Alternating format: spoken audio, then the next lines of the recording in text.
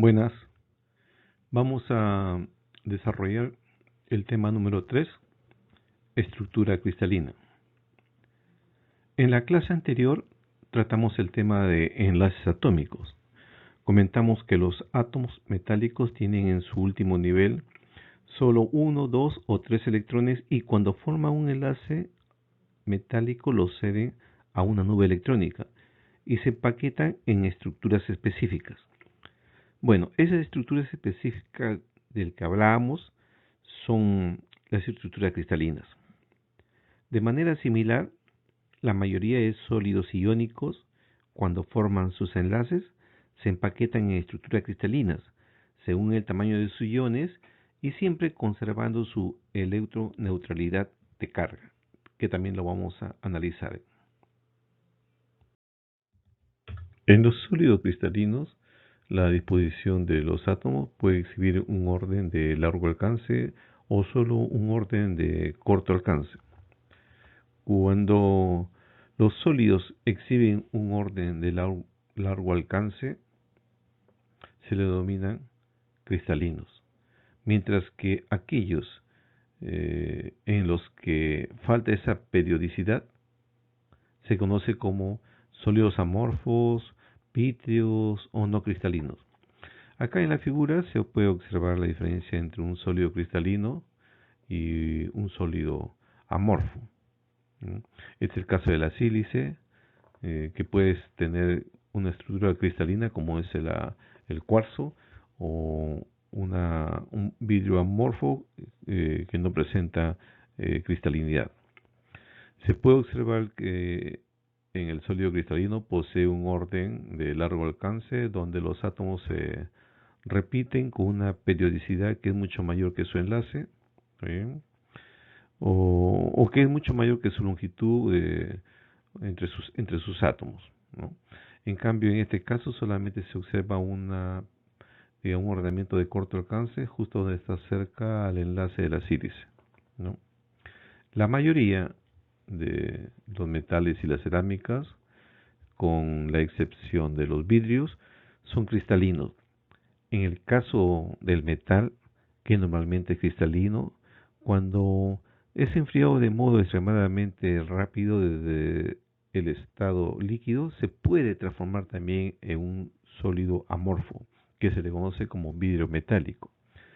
En contraste, como le decía a usted, los sólidos amorfos tienen una orden muy pobre o casi nulo de largo alcance. El orden de largo alcance requiere que los átomos se organicen en un patrón que se repite de manera tridimensional. Para ello, las estructuras cristalinas se describen en base a una abstracción geométrica conocida como red geométrica tridimensional de puntos, ¿no? Que es un conjunto de puntos distribuidos regularmente en el espacio, de tal manera que cada uno de ellos está rodeado por una distribución idéntica de puntos vecinos. Ahí, como ustedes pueden observar, ahí tiene una red geométrica tridimensional de puntos, ¿no? Eh, Cada punto en la red se conoce como nodos, ¿no? Esta red se genera a partir de tres vectores, vectores no coplanares, denominados vectores base, vector A1, A2 y A3. Aquí se considera la unidad, A1, unidad, A2, unidad, A3.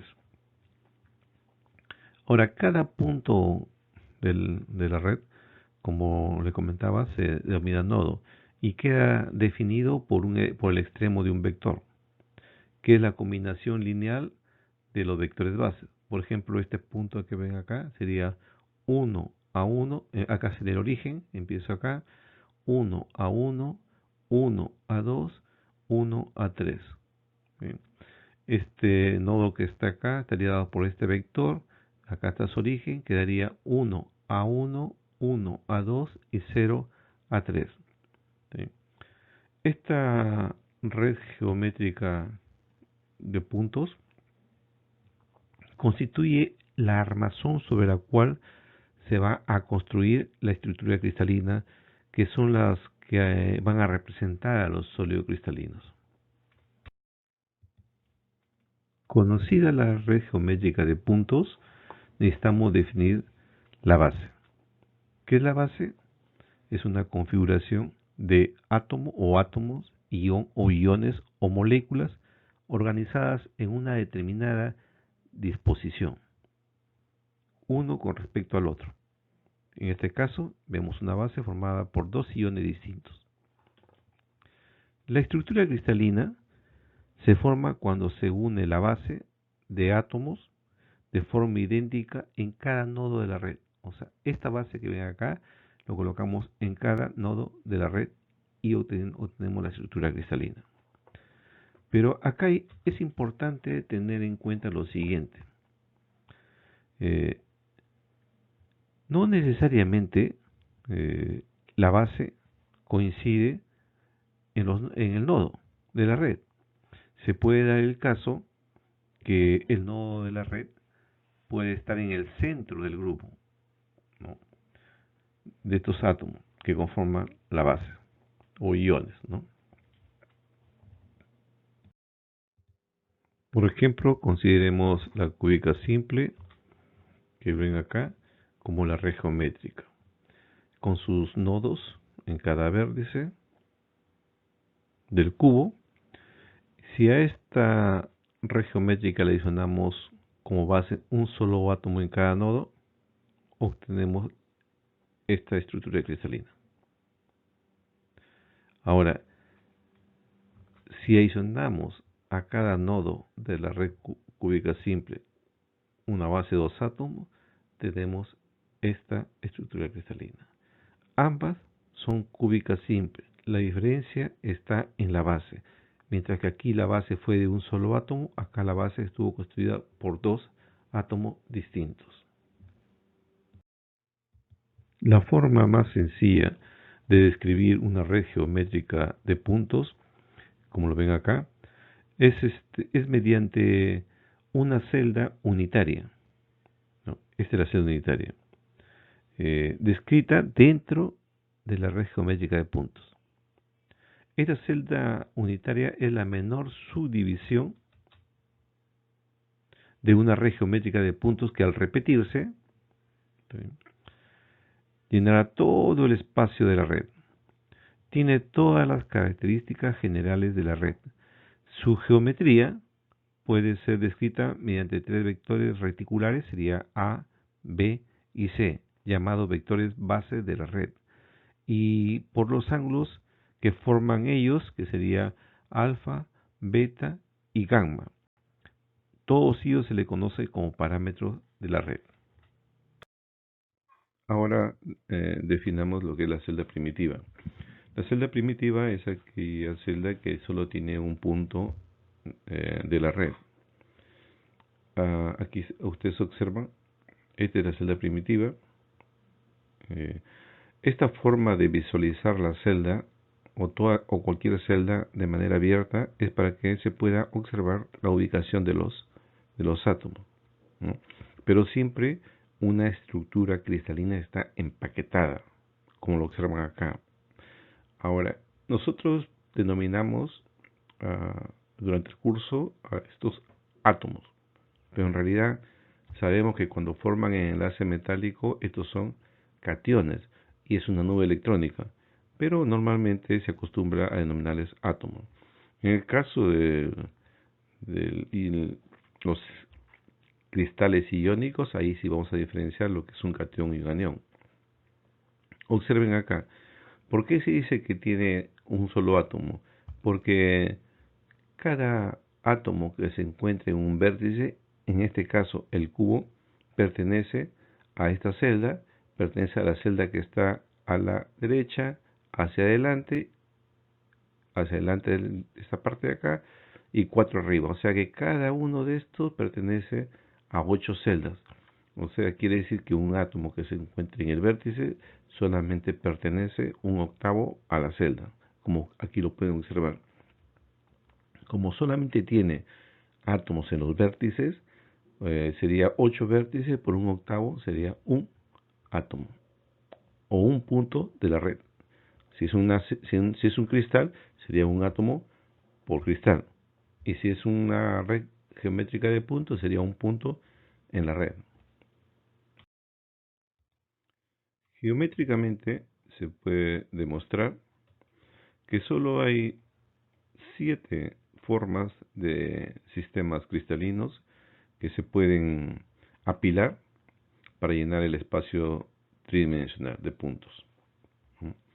Estos 7 sistemas cristalinos que se muestran en esta figura son el cúbico, tetragonal, ortorrómbico, trigonal o también se conoce como romboédrico, el monoclínico, triclínico y hexagonal.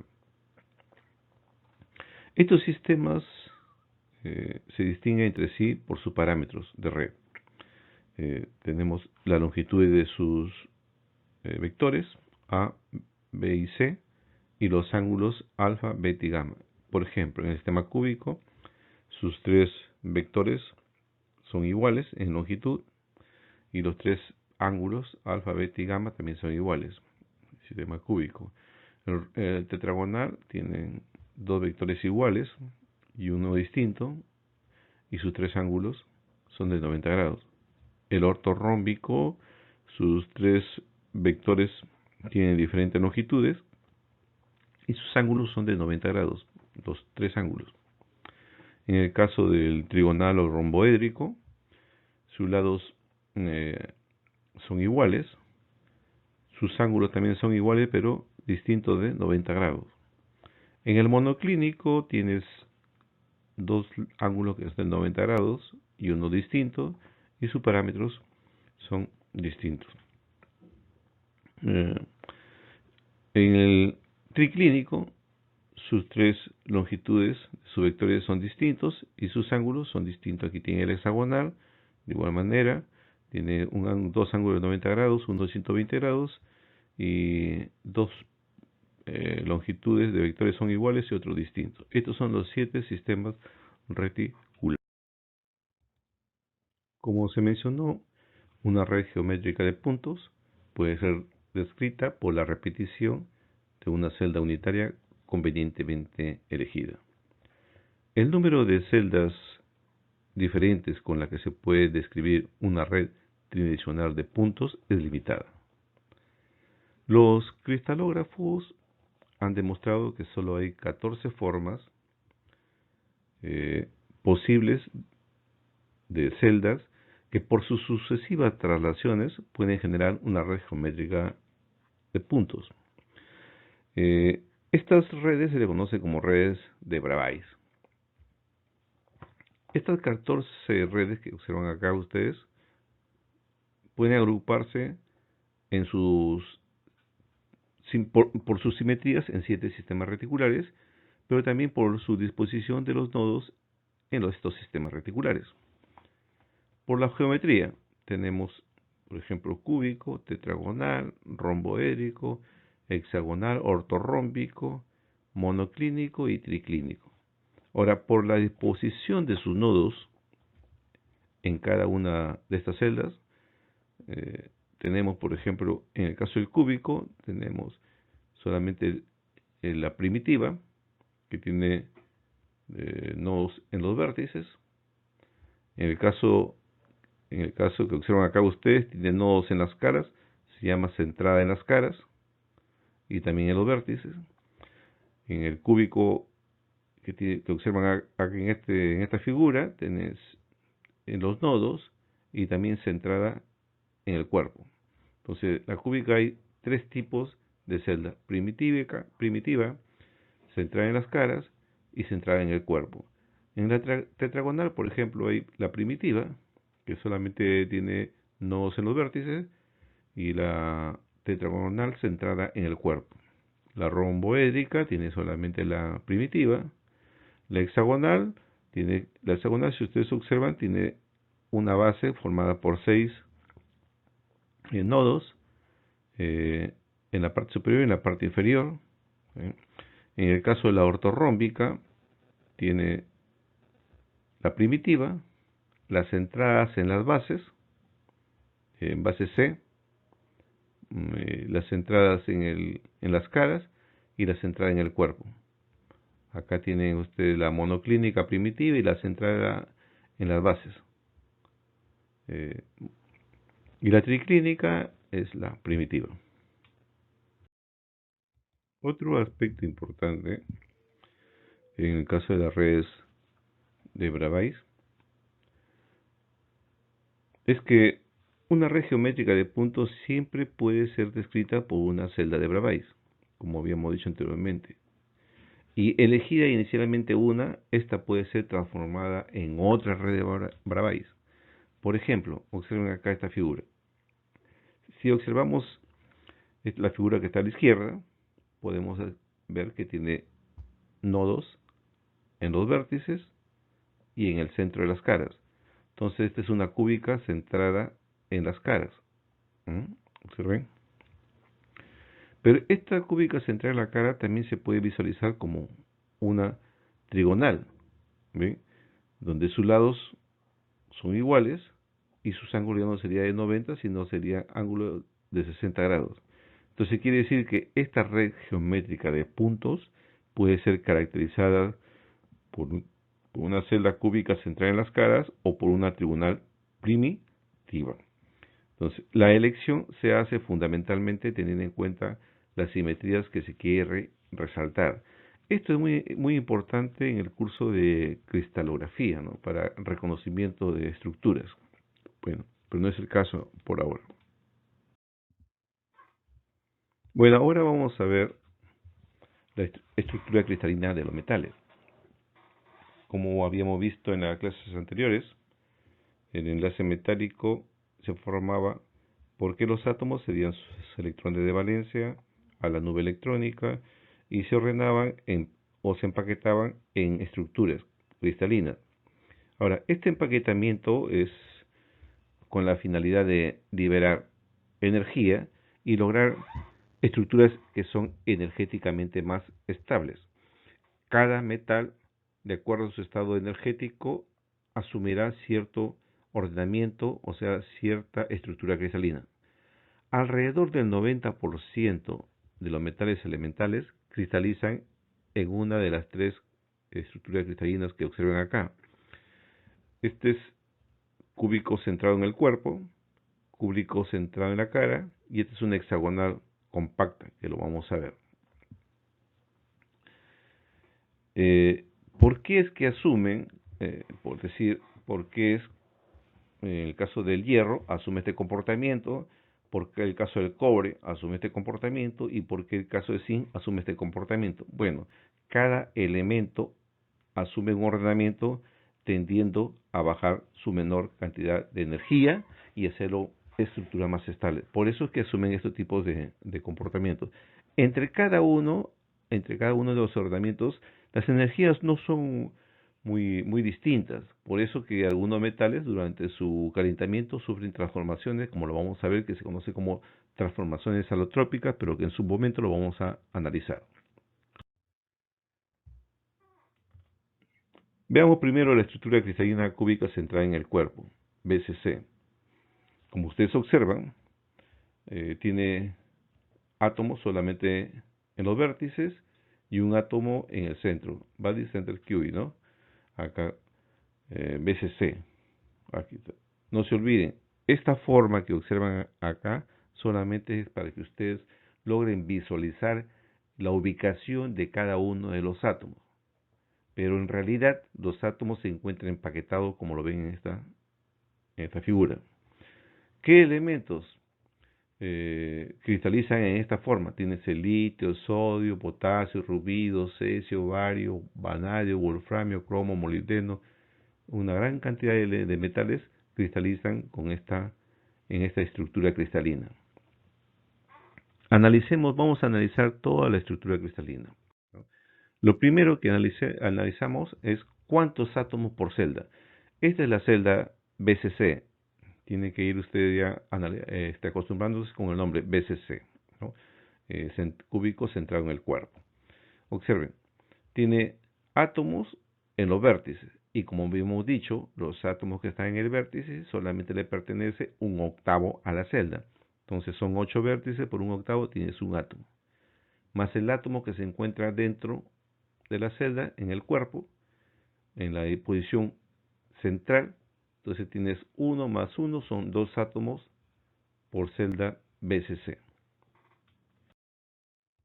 Otro aspecto importante es establecer la relación que existe entre el parámetro de red y el radio atómico. En las estructuras cristalinas cúbicas BCC, los átomos se unen a través de la diagonal del cubo. La diagonal del cubo por geometría es A raíz de 3. Aquí lo tiene.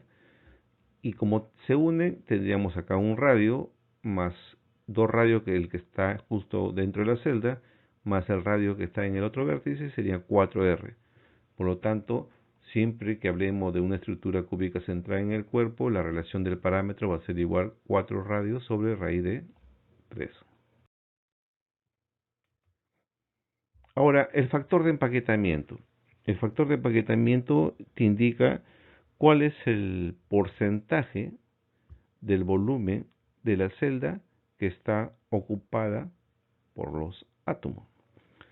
Entonces, ese factor de empaquetamiento, volumen ocupado por los átomos sobre volumen de la celda.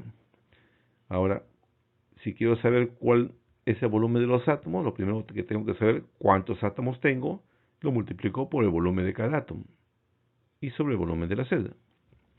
¿Cuántos átomos tenemos acá? 2 átomos. Acá están 2 átomos. ¿Cuál es el volumen del átomo? Es 4/3 pi por radio al cubo. ¿Cuál es el volumen de la celda? Como es un cubo, sería el parámetro A al cubo. Pero habíamos dicho de que había una relación, ¿no? Entonces, en lugar de poner R, colocamos acá A raíz de 3 sobre 4, que era la relación anterior que habíamos visto, que representaba R.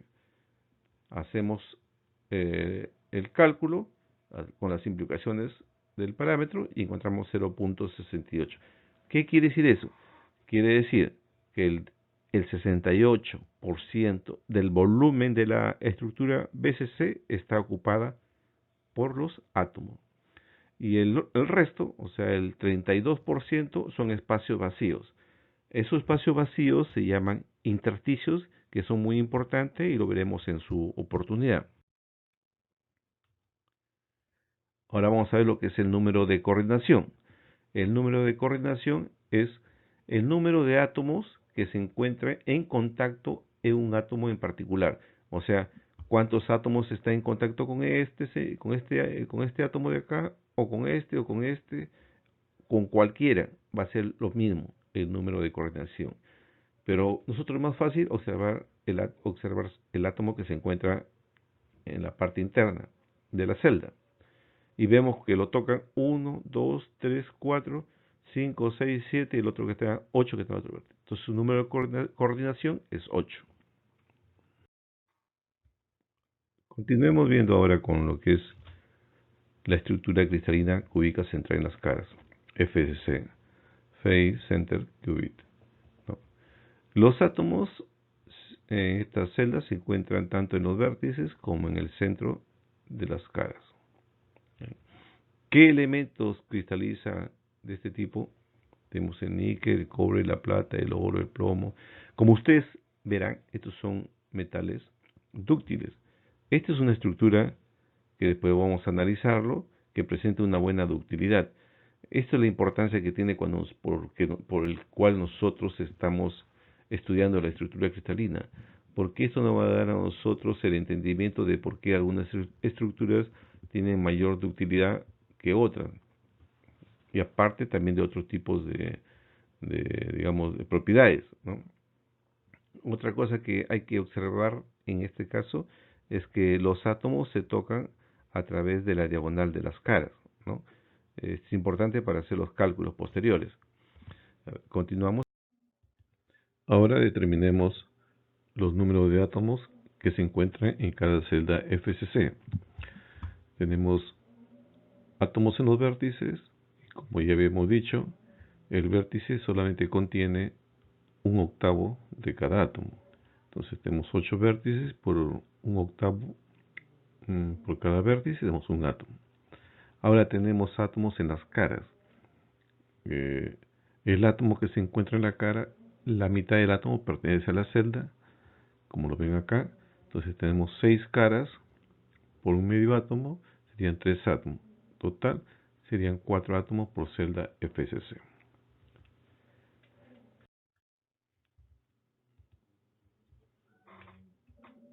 Ahora encontremos la relación entre el parámetro de red y el radio atómico. Como les decía, este es un valor importante para hacer algunos cálculos que posteriormente vamos a ver. Los átomos en la estructura FCC se tocan a través de las diagonales de las caras, como pueden ver acá, ¿no? No se tocan por los lados, pero sí en las diagonales. Y la diagonal de la cara es a raíz de 2. Son 4 radios. Entonces podemos encontrar la relación entre el parámetro y el radio. El parámetro es igual a 4 radios raíz de 2. Ya tenemos la relación. Continuemos con el factor de empaquetamiento. Habíamos dicho que el factor de empaquetamiento es la cantidad en volumen de la celda que está ocupado por los átomos. Entonces, factor de empaquetamiento, tenemos cuántos átomos tenemos por celda. Habíamos hecho anteriormente el cálculo, era 4.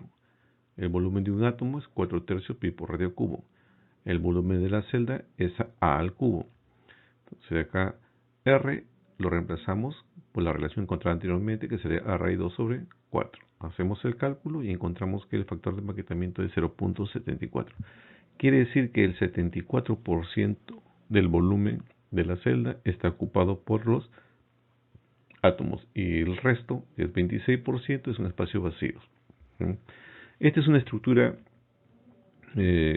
compacta, es la mayor compacidad que puede tener una estructura, como vamos a ver posteriormente qué es lo que permite esto, ¿no? Que son sus planos compactos, ¿no?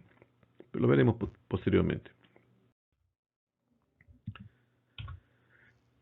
Número de coordinación es el número de átomos que tocan un átomo en particular. Podemos tomar cualquier átomo para hacer ese cálculo, pero consideremos estas dos celdas que son más visibles y el átomo que está justo en la parte, en la cara, en esta cara, en el centro.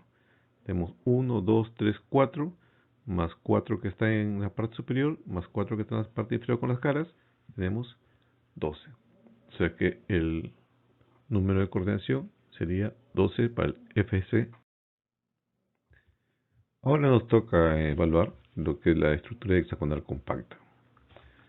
Está formada por dos planos basales, que son hexágonos, que contienen átomos en los vértices y en la parte central, como lo pueden ver acá. Y en la parte media es un triángulo equilátero, en donde los vértices están compuestos por átomos. Esto se empaqueta y tiene este tipo de estructura. Este es hexagonal compacta. ¿Qué metales tienen esta estructura? Lo cristalizan el berilio, el magnesio, el titanio, zinc, itrio, circonio, cobalto y muchos más elementos metálicos que tienen este tipo de estructuras.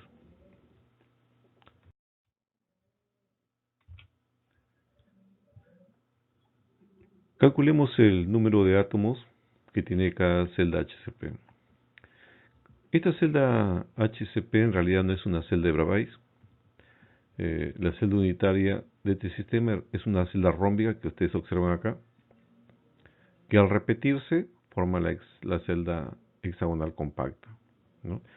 Observen acá, esta es una rómbica, acá tendríamos otra celda rómbica, ¿sí? Y aquí tendríamos una celda rómbica, la mitad de una celda rómbica, y otra mitad de celda rómbica. Total, son 3 celdas rómbicas las que constituyen el sistema HCP. Entonces, analicemos primero una celda rómbica para ver cuántos átomos tiene.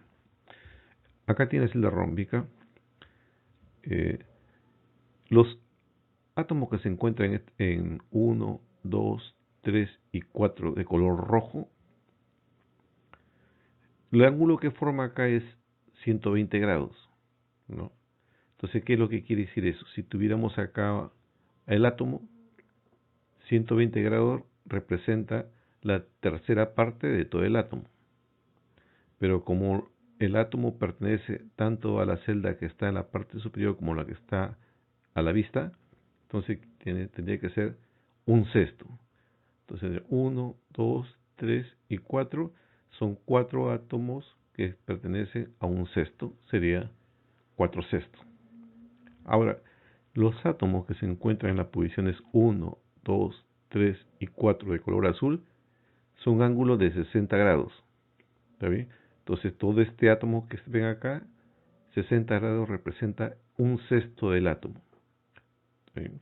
Pero como este un sexto le pertenece tanto a la celda superior como a la celda inferior, ¿está bien? Sería un doceavo. Tenemos 1, 2, 3, 4 nodos en la cual un doceavo del átomo pertenece a la celda. Teníamos dos sextos. Sumamos esto, sería, hasta acá tendríamos un átomo, más el átomo que se encuentra en la parte media. En realidad no se encuentra de manera, digamos, el átomo se encuentra de manera completa dentro de la celda, sino es un poco, parte de este átomo sale de la celda, pero a su vez el otro átomo que está al costado, porque es un triángulo, entra a la celda y se puede decir que la suma de ambos es de un átomo. Eso se puede demostrar. En total, por celda rómbica tenemos dos átomos. Como son tres celdas rómbicas, 3 por 2 son 6 átomos por celda HCP. La relación de los parámetros. Este es el parámetro A. El parámetro A es igual a 2R, como lo ven acá, 2 radios. Y la relación entre C sobre A es 1.633.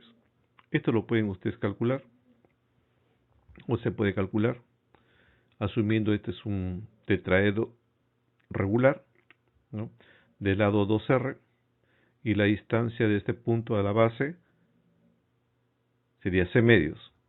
Si hacen el cálculo geométrico, nos sale que C sobre A es 1.633. Pero este es el caso ideal, ¿no? O sea, si estamos considerando esferas ideales, estructuras ideales. Entonces, idealmente C sobre A es 1.633 si empaquetamos de acuerdo a lo que estamos viendo.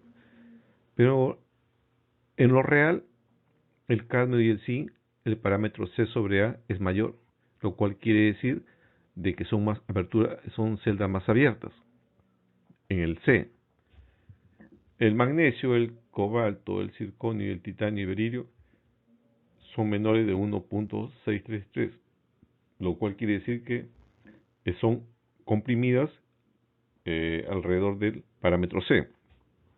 Esta relación guarda mucha importancia cuando evaluemos su sistema de deformación de estos metales que presentan estos tipos de estructuras, que lo vamos a ver posteriormente, ¿no? Encontremos el factor de empaquetamiento atómico. El factor de empaquetamiento atómico, habíamos dicho que es el volumen de la celda que está ocupado por los átomos, el porcentaje, digamos así, ¿no? Entonces, habíamos dicho que por celda teníamos 6 átomos, por cada átomo 413 pi por radio al cubo, ¿no?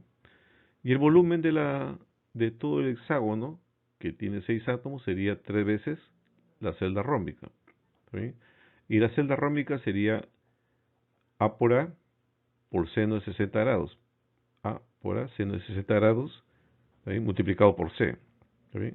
A al cuadrado, seno de 60 grados por C. Esa sería la celda rómbica. Como son 3 celdas rómbicas, multiplicamos por 3 y acá está.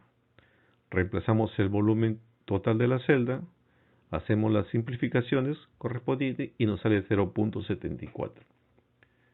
Y si observamos esta estructura, 0.74 es similar a la estructura FCC. Por eso que la HCP también se le considera una estructura compacta, y después vamos a ver posteriormente que en realidad estas estructuras, tanto las FCC y las HCP, son formadas por planos que también son compactos simplemente que tienen diferente orientación y es lo que le confiere a una de ellas la FSC cúbica y el HCP hexagonal. Lo veremos también. Número de coordinación 12 y similar al FCC, por el mismo hecho que son estructuras compactas, ¿no?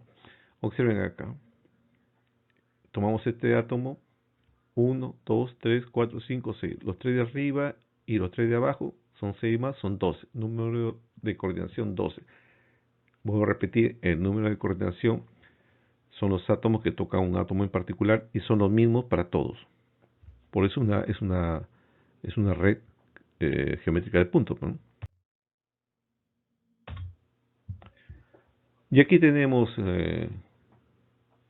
los metales principales con sus estructuras FCC, HCP, BCC, las tres principales que estamos viendo, ¿no? Y como ustedes pueden ver, el caso del litio es primero a baja temperatura tiene una estructura BCC y conforme incrementamos la temperatura cambia a litio HCP, ¿no?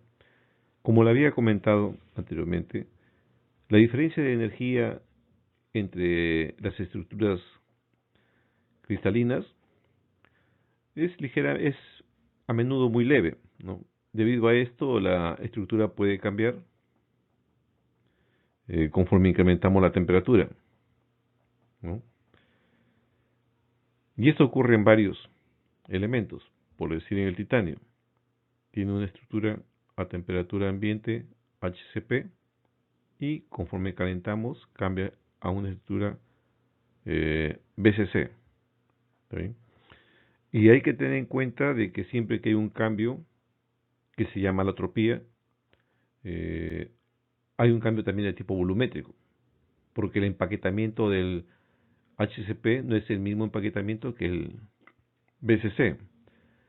Si acá tenemos un empaquetamiento de 0.74 y pasa a 0.68, entonces hay un proceso de dilatación. Caso contrario, si pasa de BCC a HCP, hay un proceso de contracción, ¿no? Eso lo vamos a hacer en cálculos teóricos, ¿no? Entonces, como habíamos dicho, hay muchos elementos y compuestos que en la naturaleza se presentan de diferentes formas cristalinas. A eso se llama polimorfismo. Y si el fenómeno ocurre en un sólido que es elemental, como en el caso del hierro, esto se llama alotropía. Esto varía, la estructura puede cambiar ya sea por cambios en la presión o cambios en la temperatura. Por ejemplo, este es el caso del hierro, que es muy usado en los aceros. Conforme incrementamos la temperatura, tiene un comportamiento cristalino, o mejor dicho, los átomos se empaquetan en una estructura BCC, posteriormente pasan a una estructura FCC y termina con el BCC. Estos lo van a ver ustedes en el laboratorio, que se llama la ferrita. Esto lo conocen como austenita, y esto también es la ferrita a alta temperatura, que se llama la ferrita delta. Ferrita alfa y ferrita delta, ¿no?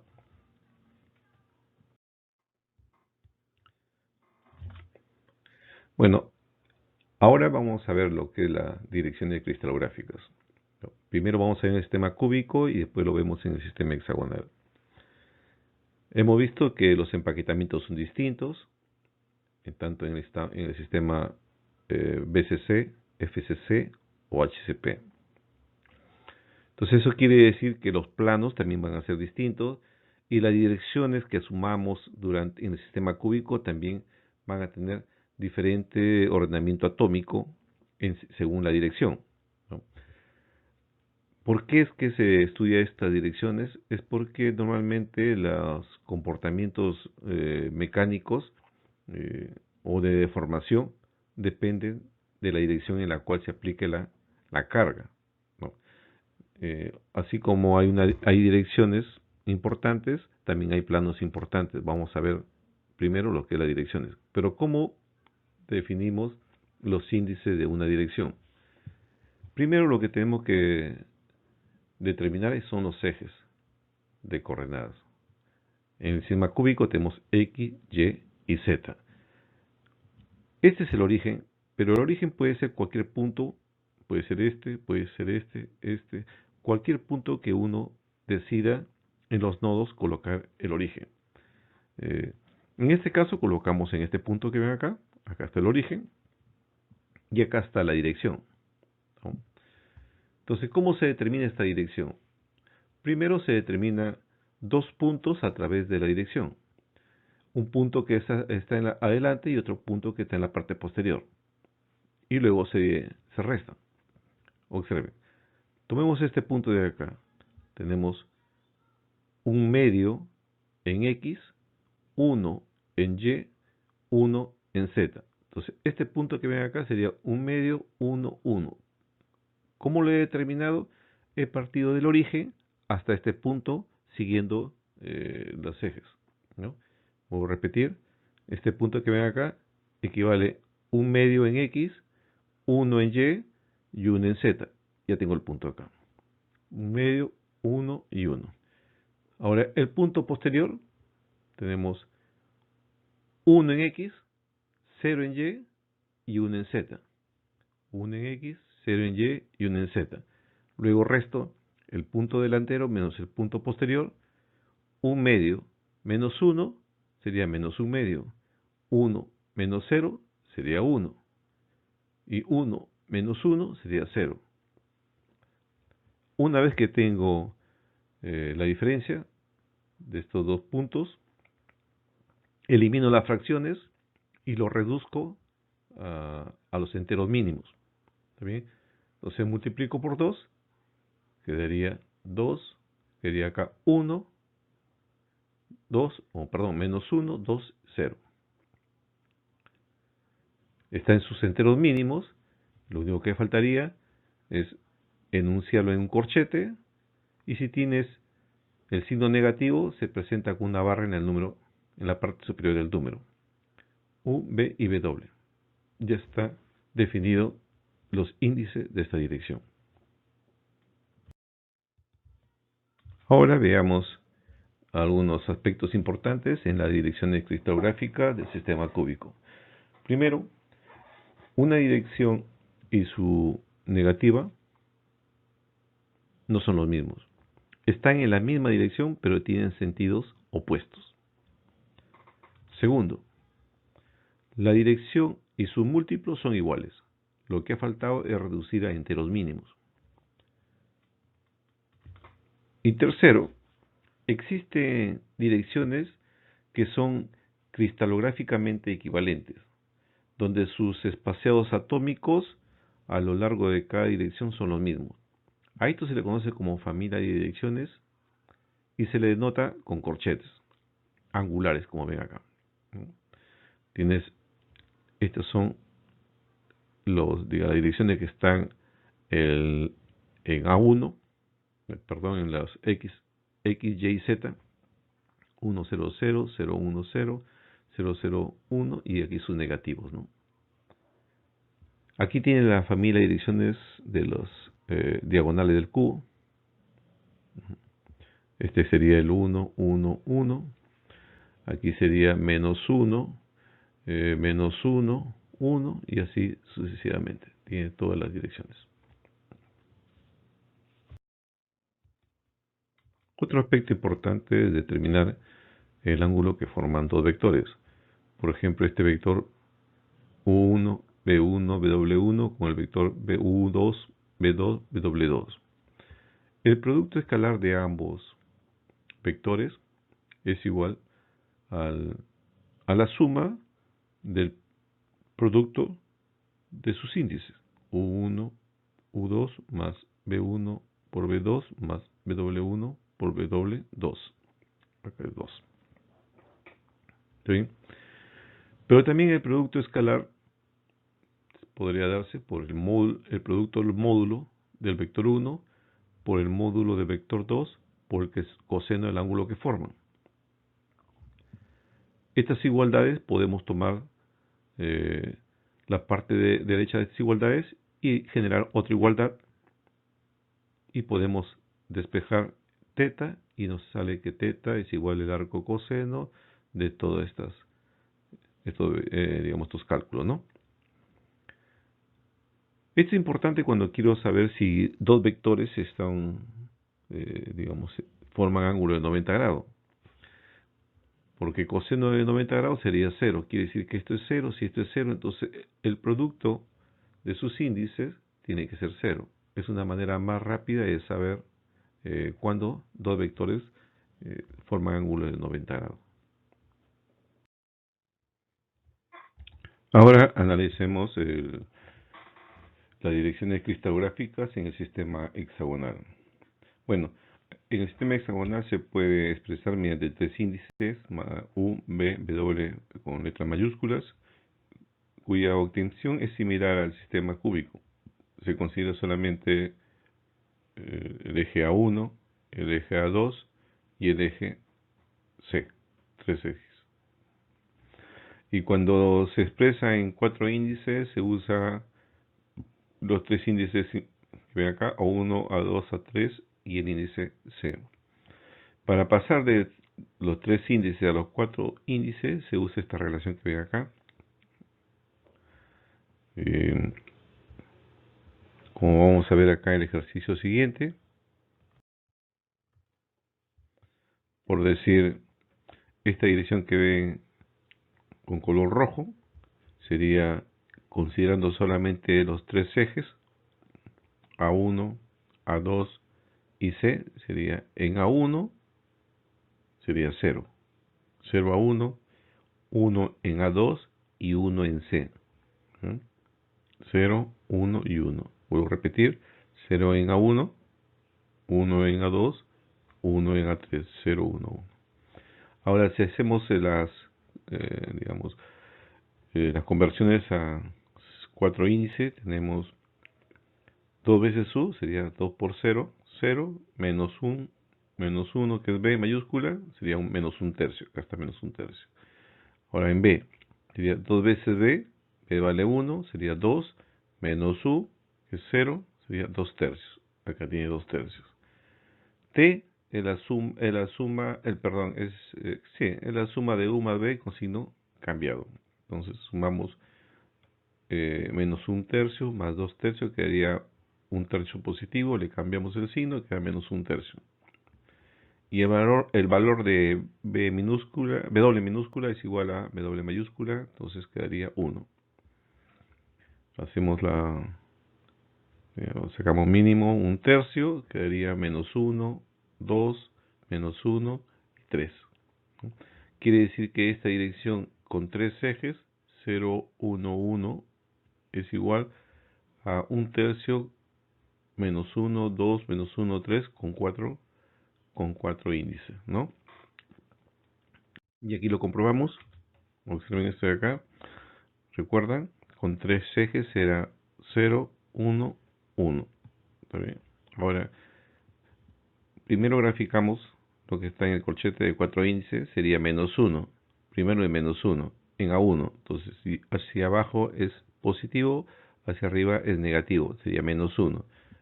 2, hacia la derecha positivo, 1 y 2. Menos 1 en A3, hacia arriba es positivo, hacia abajo es negativo, menos 1. Y 3, C. C vale esta cantidad, 1, 2 y 3. Unimos desde el origen hasta el punto y esto sería la dirección menos 1, 2, menos 1, 3. Le sacamos la tercera parte y justo obtenemos esta misma dirección que corresponde a 0, 1, 1, 1 con tres índices. Densidad atómica lineal. ¿Qué es la densidad atómica lineal? Es la cantidad de átomos que se encuentran en una dirección específica. Por ejemplo, esta dirección es la diagonal de la cara del cubo. Sería A raíz de 2. Es igual a 2 diámetros o 4R. ¿No? Puedo repetir, es el número de átomos por unidad de longitud en la dirección que yo considero. Solamente se considera el átomo siempre y cuando su centro esté sobre esa dirección. Por ejemplo, este de acá, su centro está justo en la dirección apropiada, ¿no?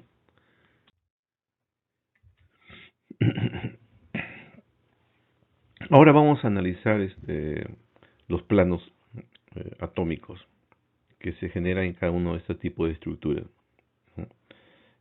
Habíamos dicho que los planos eh, son importantes por la compacidad. O sea, no todos los planos de las estructuras BCC, FC y HCP presentan el mismo empaquetamiento, ¿no? Son distintos empaquetamientos a través de las caras, a través de las diagonales del cubo, etcétera. Veamos cómo se diferencian. Para comentarles de que estos planos son muy importantes conocerlos en cada estructura cuando se produce el proceso de formación plástica, ¿no? Para saber o entender la fenomenología del proceso de formación plástica que veremos de acá a 2 clases, ¿no? Entonces, ¿cómo se determina este plano? Eh, Primero, se coloca el eje de coordenadas, como ven ustedes acá, X, Y y Z. El eje de coordenadas no tiene, o mejor dicho, el plano no tiene que pasar por el eje de coordenadas. Si pasa, hay que desplazar. En este caso no pasa. Aquí tenemos el origen. ¿Está bien? Lo primero que hacemos es los intersectos. El plano tiene que intersectar a los 3 ejes. Tenemos que tener un dato. Y si no lo intersecta es porque es paralelo. Por ejemplo, acá, a X donde lo intersecta en un medio, pero en signo negativo hacia atrás, menos un medio, porque aquí está el origen. Recuerde, hacia esta dirección es positiva, X positiva, hacia esta dirección positiva Y, positiva Z. Signos opuestos son negativos. ¿Listo? Entonces, empezamos. El plano intersecta a X en menos un medio. ¿Está bien? Intersecta a Y en un medio positivo. Y Z es paralelo. Entonces se dice que considerando un espacio curvo, lo intersecta en el infinito. Entonces, para evitar este infinito, este signo de infinito, generalmente se considera los inversos. Entonces, obtenido la dirección, las intersecciones, del plano con los ejes de coordenadas considerados, sacamos las inversas, sería 1 sobre X, 1 sobre Y y 1 sobre Z. Entonces, inverso sería menos 2, el inverso sería 2 y el inverso de infinito sería 0.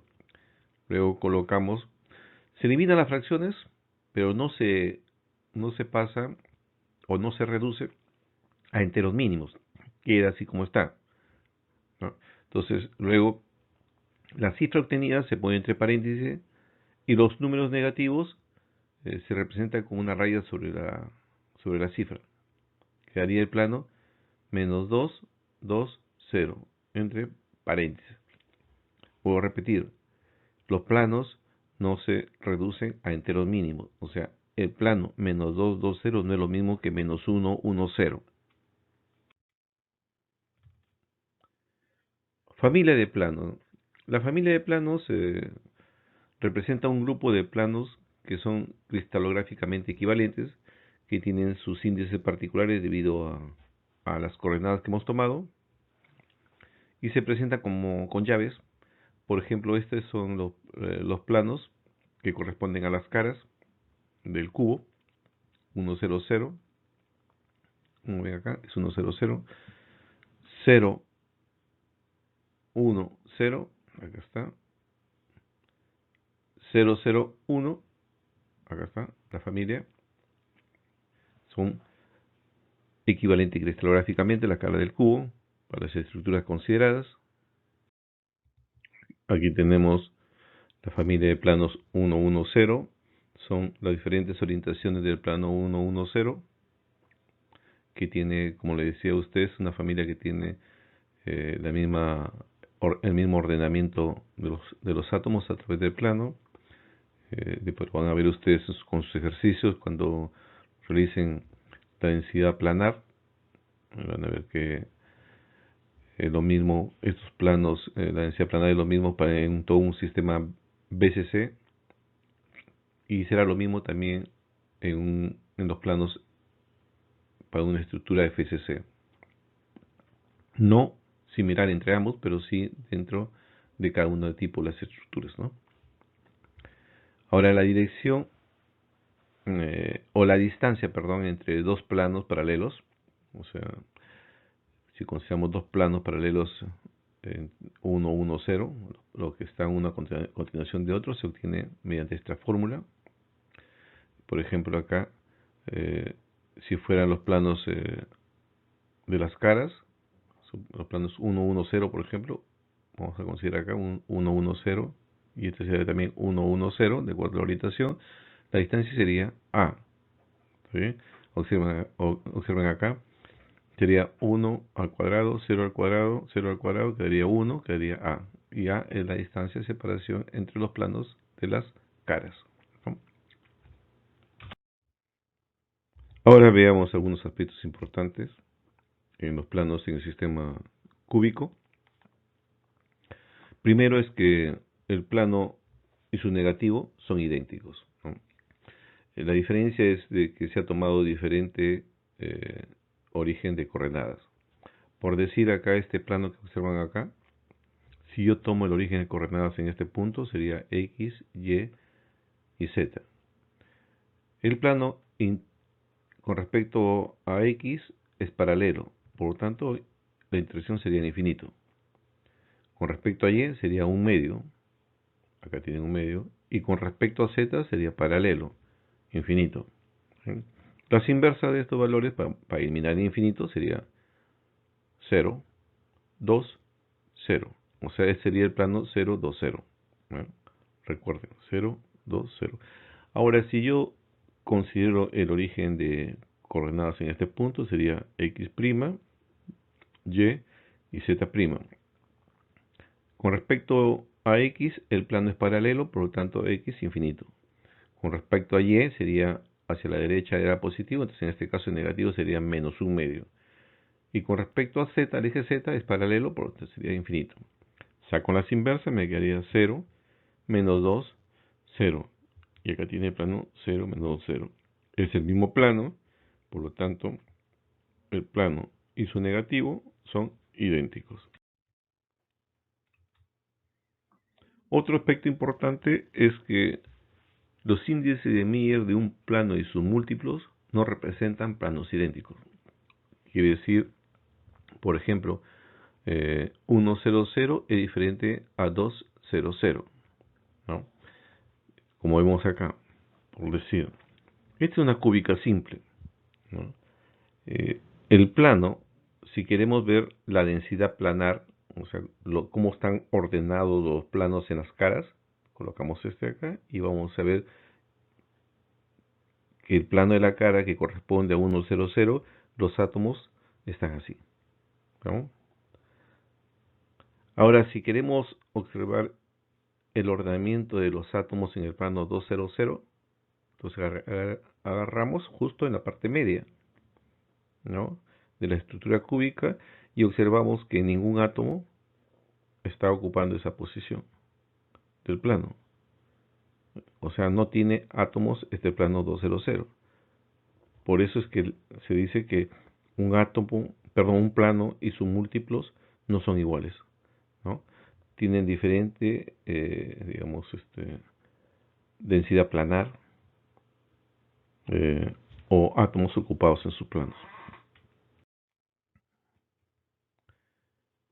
Otro aspecto importante es que el plano y su vector normal al plano tienen los mismos índices. Por ejemplo, acá este es el plano 1, 1, 1, ¿no? Y esta es la dirección que ven acá, la dirección 1 en X, 1 en Y, 1 en Z. Origen, acá está, 1, 1, 1. Este es el plano 1, 0, 0. Y esta es la dirección 1, 0, 0. Plano 1, 0, 0 y dirección 1, 0, 0. Entonces, el plano o la dirección normal al plano tiene los mismos índices. Ahora veamos lo que es los índices de Miller y Bravais. En el sistema hexagonal se usan índices de Miller y Bravais con la finalidad de que los planos que tienen simetría similar tengan índices intercambiables. ¿Ven? Acá en este caso no podemos hacer los intercambios, acá sí. Intercambiable. Son 4 índices y si ustedes observan el tercer índice, la diferencia, por ejemplo, los dos, el tercer índice es la suma de los dos primeros índices con signo cambiado. 1 menos 1, 0. ¿Vale? Acá es 1 más 0, es 1, cambiamos de signo, queda menos 1. 0 más 1, 1, cambiamos de signo, es menos 1. Son similares, vuelvo a repetir, el tercer índice simplemente es la suma de los dos índices con signo cambiado, ¿no? Tenemos los planos del sistema hexagonal. Por decir, los planos principales son los planos basales, prismáticos y piramidales. El que observan acá ustedes es el plano basal. Se dice que son importantes, o sea, lo consideramos importante porque es donde son los planos donde se van a producir la deformación plástica en las estructuras que tienen este ordenamiento, ¿no? Porque estamos hablando del zinc, estamos hablando del magnesio, etcétera. Entonces, observamos el primer plano, este plano del basal. Hemos dicho que este plano es igual que el de abajo, ¿está bien? Solo cambian de signo negativo. Son planos su plano y su negativo. Entonces tomamos acá, ¿dónde lo intersecta? ¿Intersecta a 1? No. A 2 tampoco, a 3 tampoco. Entonces infinito, infinito, infinito. Y a 0 intersectan en 1. 1. El inverso sería 0 de A1, 0 de A2, el inverso de A3 sería 0 y el inverso de 1 es 1. O sea que este plano de acá es 0, 0, 0, 1. ¿Está bien? Entonces cuando comentemos sobre el proceso de formación, por ejemplo, del zinc, digamos, el zinc se deforma en el plano 0001, entonces ya ustedes ya se ubican cómo están los átomos y cómo se va a deformar, ¿no? Por eso es importante. Y los otros son los planos piramidales que les decían ustedes. Entonces, acá el plano intersecta a 1, acá, inverso de 1 es 1, acá está. Con respecto a 2 es paralelo, infinito, inverso de infinito es 0, aquí tiene. En A3 lo intersecta en menos 1, inverso menos 1 es menos 1.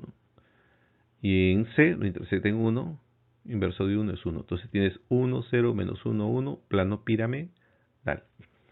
Plano prismático, que son las caras de la estructura hexagonal compacta. ¿Bien? 0 quiere decir que es paralelo a 1. Y el plano es paralelo a 1. ¿Está bien? 1 lo intersecta justo en 1 en A2. En A3 menos 1 y es paralelo con C. ¿Está bien? Es 0. ¿No? Siempre que sales 0, quiere decir que es paralelo a esos ejes. O sea, quiere decir que este plano es paralelo a 1, ¿cierto?